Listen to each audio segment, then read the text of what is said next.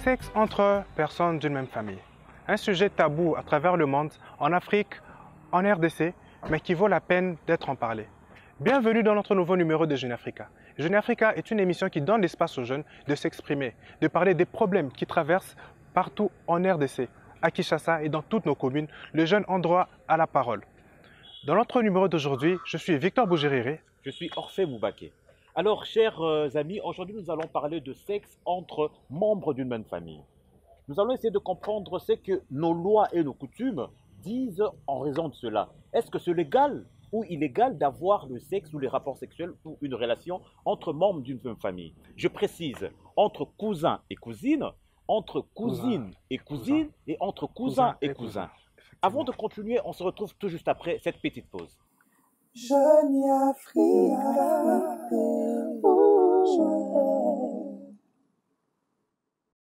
Alors, chers amis, essayons un peu de parler quand on est jeune, entre cousins et cousines, ce qui se passe. Essayons un peu de revoir quand on était petit, on avait souvent l'habitude d'aller en congé ou en vacances chez un oncle ou chez une tante.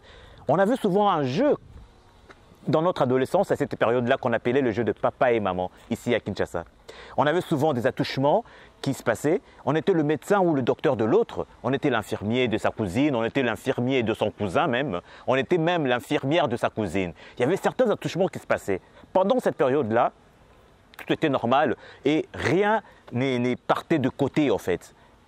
Arrivé à un certain âge, dans notre adolescence, disons entre 15 ans et 16 ans, cela paraît très bizarre que une cousine touche sa cousine, ou bien un cousin puisse toucher sa cousine, ou bien qu'il puisse avoir certains attouchements de très complices en famille. Pendant maintenant leur adolescence, donc entre 15 ans et 16 ans, leur acte qu'ils avaient l'habitude de faire pendant leur très jeune âge devient un acte à réprimander, à bannir. Pourquoi? Parce qu'ils sont surpris par leur oncle ou par une tante ou par un cousin qui est encore plus âgé que eux, que le fait de se toucher comme ça, c'est très interdit et c'est interdit en famille. Et dans leur tête, cela devient compliqué. Je vous repasse Victor Bougériri. Jeune Africa, On doit prendre conscience d'une chose, que l'adolescence est une phase de la vie. On devient de plus en plus curieux et c'est ce qui fait qu'on puisse découvrir les règles et les bases de la vie. Là, on découvre certaines choses sur la sexualité, sur l'amour. C'est qui devient de plus en plus énigmatique. On a souvent l'habitude de fréquenter des cousins qui viennent chez nous. Dans l'enfance, on a souvent l'habitude de faire certains jeux. Mais en grandissant, on met tout ça en pratique. Ce n'est plus qu'un jeu, mais ça devient de plus en plus réel.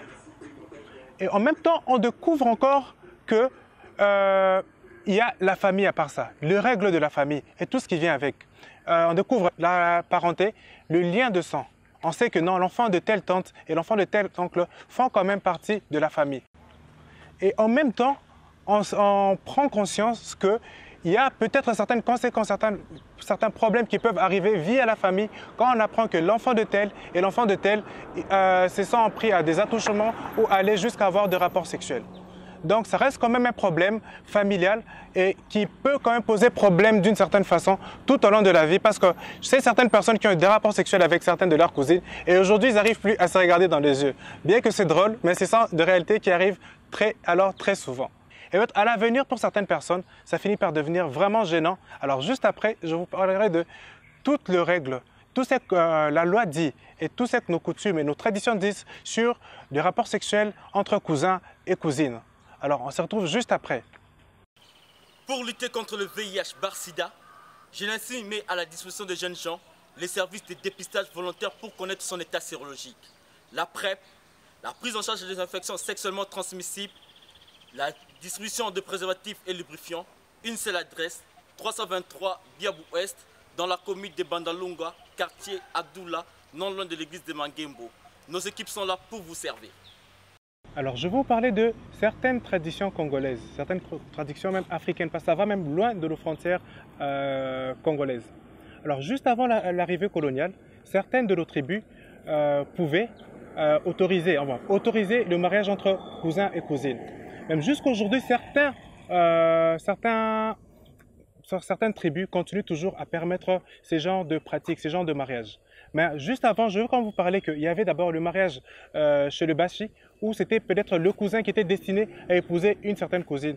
Et même chez le Rega et chez les Nandé. Tu Tu connais peut-être certaines autres cuisines. Exactement, Victor. Au Bandundu, on appelle, il y a ce qu'on appelle les kinchuidi. Oui. Kinchudi, je pense. Kinchuidi, Où effectivement. le cousin devait épouser sa cousine. Et il y a ce truc qui disait que non, le cousin est fait pour la cousine, ou la cousine est fait pour le cousin. Parce que c'était une pratique qui visait à ce que l'héritage, la richesse de la famille reste toujours dans la famille et qu'on puisse toujours garder le même trait de visage, le même trait, jusqu'à ce qu'on ira encore plus loin. Mais il faut aussi qu'on parle quand même aussi de notre loi, parce que malgré nos traditions et malgré nos cultures, il y a aussi la loi aussi qui doit vraiment aussi être tenue en compte. Exactement, Victor Bougériri. Dans la loi congolaise, le rapport sexuel entre personnes d'une même famille, cela n'est pas interdit, ce n'est pas illégal. Par contre, c'est qu'en question de mariage, cela dépend du décret des parentés. Il n'est pas permis entre personnes de même famille de contracter le mariage devant l'officier de l'état civil. Parce que, oui, quand il s'agit de mariage, Les familles peuvent avoir entre père et fille ou entre frères et sœurs. exactement, parce que ça dépend du décret de parenté. Par contre, il faut comprendre aussi que c'est là du fait que nos lois congolaises est tirée de nos traditions aussi. Parce que justement, quand c'est une famille très éloignée, une famille élargie, le mariage est possible. Mais quand c'est dans la famille, le cousin germain et tout ça, mais quand c'est dans la famille restreinte, c'est là n'est pas permis. N'est-ce pas, Victor Bougériri? Exactement. Alors, dans plusieurs familles dans le monde, avoir de rapports sexuels entre membres d'une même famille est vu de mauvais œil et considéré aussi comme un sacrilège. Mais on peut quand même choisir la personne à qui on peut tomber amoureux. On ne peut choisir la personne qui on peut tomber amoureux. Voilà. Mais quand cela arrive, il est de devoir de parents d'orienter, de conseiller les enfants au lieu de le condamner à vie, de condamner les enfants pendant toute leur vie. Il faut leur orienter. En disant genre, vous êtes maudits et tout, vous avez commis un sacrilège, que ça va vous suivre toute votre vie, ça va vous créer de malédictions et de blocages dans certaines de tout ce que vous allez entreprendre en fait. Que votre vie est finie, vous êtes freiné complètement votre vie, vous n'aurez plus à avancer dans votre vie parce que vous avez eu des rapports sexuels ou vous avez des attouchements sexuels avec un cousin ou avec une cousine, ou entre les deux cousins, ou entre les deux cousines. Alors, comme on l'a tous vu, il est tout à fait normal qu'on puisse tomber amoureux peut-être d'une personne de sa famille. Parce qu'on ne choisit pas la personne à qui on peut tomber amoureuse. En fait, c'est qu'on est juste censé comprendre, essayer de mettre les limites dans les lois et ce que nos traditions nous interdisent.